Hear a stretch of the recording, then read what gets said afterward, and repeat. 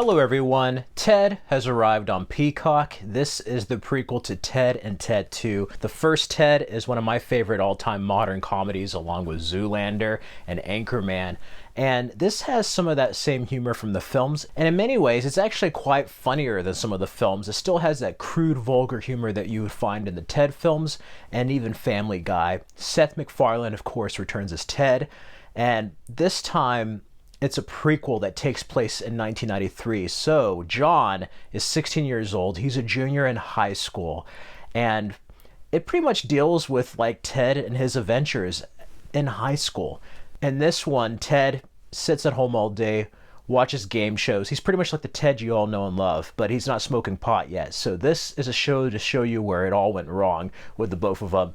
And he gets in trouble, so they send him to school. So it's Ted's experience in high school with John and their escapades. Instead of Mark Wahlberg, we have Max Burholder as John Bennett. Many people may recognize him as Ethan Hawke's son in The Purge. And instead of Ralph Garman and Alex Bernstein as his parents, we have Elena Ubach and Scott Grimes. They're hilarious in this. Then we have Georgia Wiggum as John's cousin. You may recognize her from The Punisher Season 2. She's Shea Rigman's daughter. She is funny in this. The cast is actually very funny in this. I love all the cast members. At first you're like, wow, John sounds a lot like a stereotypical Boston, he's trying to sound like Mark Wahlberg, but it matches. I could see this John growing up into Mark Wahlberg's John, and it helps that Seth MacFarlane returns as Ted. That kind of ties the whole thing together. And overall, this series had a bit of charm. It is adult, it's vulgar. If you've seen the first film and the second film, this is some of the same humor. And what I like is the 1993 element of it. I love that it's back in the 90s with the music, seeing video stores, the technology, what teenagers were into then. That was interesting to see, but there are some flaws, I would say. Some of the lingo and certain things addressed feel a little too 2023 to me. Some of it takes me out a bit of the 90s.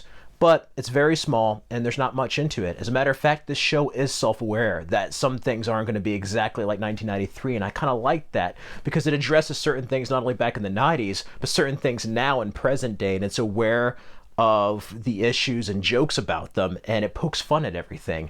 And I like that. It's almost like here's Ted's recollection of his teenage years with John.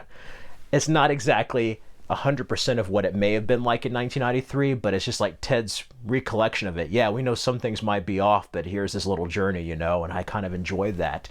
It's funny seeing their cousin deal with like John's father, his certain, let's just say, ideals and opinions over things regarding racism and different issues. I find it hilarious. In many ways, it was almost like All in the Family with the father. And it's kind of funny seeing how they all juggled that, and then Ted and John kind of assess the world of like, okay, so this is that. What does this mean, And I like seeing that. I also like seeing Ted trying to get kicked out of school. It's like when he went to go work and he tried to get fired and it kept backfiring on him, supposedly. You get that same humor here of him trying to get kicked out of school with drugs and different things like that. It's nice to see the origin of things such as their pot use, the Thunder Buddies song, and different things like that. Instead of Patrick Stewart, we have Ian McKellen narrate, and that provides a lot of humor. They're also aware of how certain things will go with technology and certain events in history, so they're very self-aware. Again, this is a very meta show in that regard, and I find that hilarious. Each episode deals with a different thing. So like Jacob and Ted are dealing with trying to be cool at school in one episode, getting drugs or getting with a girl.